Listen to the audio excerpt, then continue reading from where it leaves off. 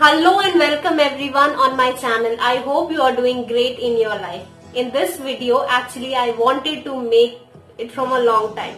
क्योंकि जो टॉपिक है इसका उसमें मेरा बहुत ही डिफर ऑफ आइडियोलॉजी है, बहुत ही डिफरेंस ऑफ ओपिनियन है. क्योंकि बहुत सारे बच्चों, अडल्ट, यंग किड्स, स्टूडेंट्स, उन सबसे बात करते हुए एक चीज कई बार सुनने में आता है कि यार एजुकेशन सिस्टम में ना ये सिस्टम अजीब सा है, एजुकेशन सिस्टम बेकार है, एजुकेशन सिस्टम. बट मेरा एक्चुअली उसमें मानना बहुत ही डिफरेंट है. And I think in a democracy I have full right to have a difference of opinion. और आप भी मेरे इस आइडियोलॉजी से बिल्कुल डिफर कर सकते हो. You can always, you are free to write your thought in the comment section. तो मैं बिलीव करती हूँ कि एजुकेशन सिस्टम को ब्लेम करने के बजाय there are other factors on which one has to look upon. क्योंकि जब आप यदि एक स्कूल में पढ़ते हो वहां पे एक सेट ऑफ पैटर्न होगा ही. I was studying in Holy Cross school. It was a CBSE school and I am a proud student of. मुझे अपना स्कूल इतना अच्छा लगता है, मैं आपको बता नहीं सकती.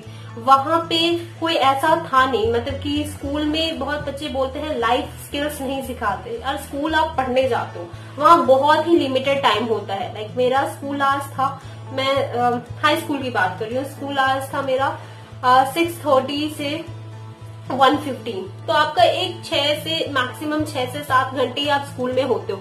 वहां पे इतने सारे सब्जेक्ट्स होते हैं और आपका एक सब्जेक्ट के लिए कम से कम 30-45 मिनट्स मिलता है, इससे ज्यादा नहीं मिलता है. उसमें भी आपको ब्रेक मिलते हैं, लाइब्रेरी क्लासेस होती है, गेम्स क्लासेस होते हैं. तो एक यदि आप स्कूल जाते हो जो कि वोकेशनल स्कूल नहीं है, एक नॉर्मल करिकुलम वाला मतलब कि स्कूल है. मेरा CBSE था, आपका ICSE हो सकता है, कुछ भी हो सकता है. If it is not a vocational school, यदि उसमें dance, songs, singing, performing arts वगैरह नहीं सिखाया जाता है तो उसका तो एक पैटर्न होगा ही ना. यदि आप कोई थिएटर स्कूल में भी हो तो वहां पे भी एक पैटर्न उसका होगा ना कि उनको इतने सिलेबस कवर कराने हैं, ये टाइम लिमिट दिया गया हुआ है, असेसमेंट्स होंगे. तो वो सेम चीज CBSE में मैं पढ़ती थी, वहां पे भी होता था कि सिलेबस कंप्लीट होते थे, इवैल्यूएशन होता था, PTMs होते थे और इनफैक्ट बहुत सारे एक्स्ट्रा करिकुलर एक्टिविटीज होते थे, speech, extempore, dance, singing, theatre. CBSE cluster होता था जिसमें काफी सारे डिफरेंट स्कूल के बच्चे आते थे, पार्टिसिपेट करते थे. And I felt it was amazing. मतलब कि ऐसा कुछ नहीं था जो स्कूल ने अपने लेवल से नहीं किया. तो रही बात पीपल हैंडलिंग स्किल, इसके लिए मैं बस ये सोचती हूँ कि स्कूल में एक बच्चा ना बहुत ही लिमिटेड टाइम के लिए जाता है, 6 से 7 घंटे. और सैटरडे संडे भी ऑलमोस्ट सारे स्कूल बंद ही होते हैं. तो फिर ज्यादा से ज्यादा टाइम एक बच्चा अपने फैमिली के साथ स्पेंड करता है, B it his relatives, his guardians, his parents, his elders. तो बहुत सारी चीजें ना पेरेंट्स सिखाते हैं कि आपको लाइफ स्किल्स, आपको पीपल हैंडलिंग स्किल्स, क्या चीज, मतलब कि स्मार्ट जो बनने वाला चीज होता है कि people handling skill and everything, knowing about bullies, everything that your parents teach, your family teach. कि आपको यदि कुछ खराब लग रहा है और आप घर तक आके नहीं बता पा रहे हो, आपको लग रहा है कि आप बहुत मार खाओगे, डांट खाओगे, just tell me who is wrong here, family और द स्कूल.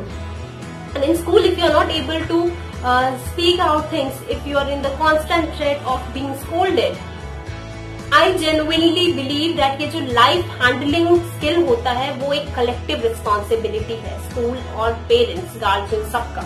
तो वहां पे स्कूल को टारगेट करके स्कूल को और सिस्टम को ये बोलना कि इसमें बहुत पढ़ाई होता है, लाइफ स्किल, यार आप स्कूल जाते हो डेफिनेटली पढ़ाई ही होगा ना.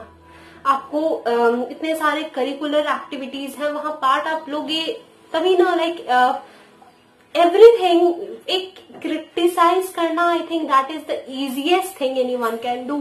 बट ऐसे ब्लेम करना, like if you are somebody, if you are having an like opinion about anything, तो वो कहीं ना कहीं से तो आता ही होगा. अब आप स्कूल को हर चीज के लिए ब्लेम कर दो. एक स्कूल पे बहुत बार ही होता है, बहुत सारे पेरेंट्स का ऐसा एटीट्यूड होता है कि स्कूल उन्होंने बच्चों को एडमिशन कर दिया, अब सारा जिम्मा बच्चों का. What, the child spends only 6 hours in the school.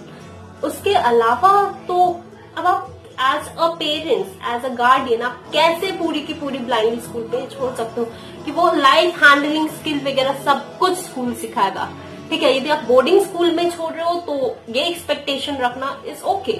But if your child is a day scholar, if he or she comes home and if he or she is still not able to convey, he or she stays suffocated, and if you are not even able to notice that thing, I think loophole तो दोनों जगह, failure तो दोनों जगह हो सकता है ना। तो people handling skill, it is a lot more work, and the child needs to be raised with care, a lot of care. हम कोई सामान खरीदते हैं, वहां पे लिखा होता है it's fragile, handled with care. Just imagine there is a life, a little kid, and how much you as an elder have an influence on the child.